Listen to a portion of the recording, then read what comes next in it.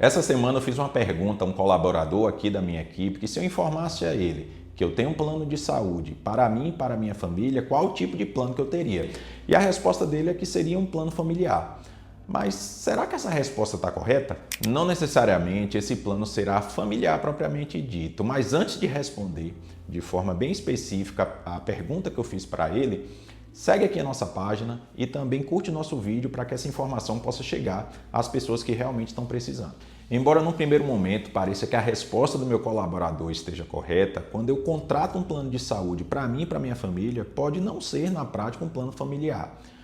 Seria se no caso eu tivesse contratado o plano de saúde por via do meu CPF e colocasse todos os outros membros da minha família como meus dependentes.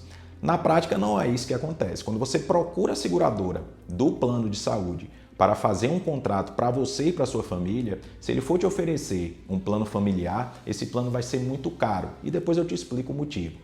Como consequência, ele informa para você que você vai precisar ter um CNPJ para poder fazer esse plano de saúde e coloca no mínimo lá 2, 3, 4 vidas a depender da seguradora do plano de saúde.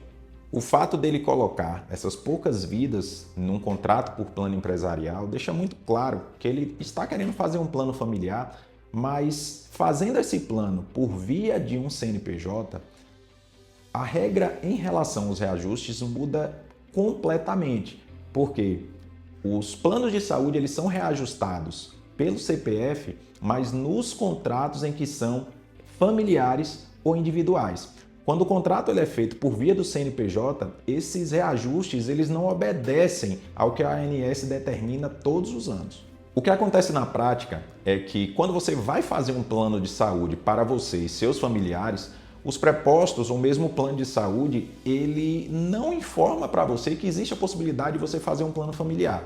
E se por acaso ele lhe informar, o valor do plano vai ser muito superior se você fizer a contratação para o CNPJ. Ou seja, sai muito mais vantajoso para você, num primeiro momento, ter um CNPJ e fazer o plano de saúde por via desse CNPJ por uma questão simples. O plano de saúde ele tem o reajuste com os percentuais que a ANS determina ano a ano, apenas em relação aos planos familiares individuais que são feitos pelo CPF, mas em relação ao CNPJ não é isso que acontece. Então, no primeiro momento, o valor sai até mais baixo, mas depois, com o passar do tempo, porque quem contrata plano de saúde não tem interesse de ter um contrato curto com essa operadora de plano de saúde, no final das contas, esse valor da parcela do plano de saúde empresarial, ou seja, pelo CNPJ, que num primeiro momento foi bem mais barato, ao longo dos anos ele vai ficando muito mais caro.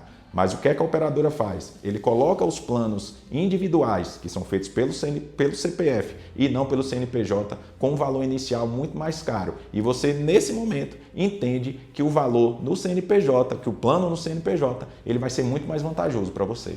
Como essa é uma situação que acontece de forma muito rotineira, que as operadoras meio que forçam as pessoas a fazerem a contratação de planos familiares, mas por via do CNPJ e não do CPF, as decisões judiciais, em sua maioria, são no sentido de que, quando você tem um plano empresarial, mas com característica de plano familiar, esse plano tem que sofrer os aumentos que são determinados ano a ano na ANS. Por quê? Percebeu-se que, na prática, o que os planos de saúde estavam fazendo era forçando famílias a terem a contratação de um plano por via do CNPJ e não do CPF, justamente para poder escapar desses índices que são fixados em relação ao reajuste dos planos todos os anos. Então, para ficar claro para vocês, quando você fala em plano familiar, propriamente dito, é quando eu contrato um plano de saúde por via do meu CPF e cadastro os meus dependentes, que seriam os meus familiares, não como funcionários, mas como dependentes de mim, que sou titular do plano de saúde. Mas eu contrato, eu não preciso ter um CNPJ para isso.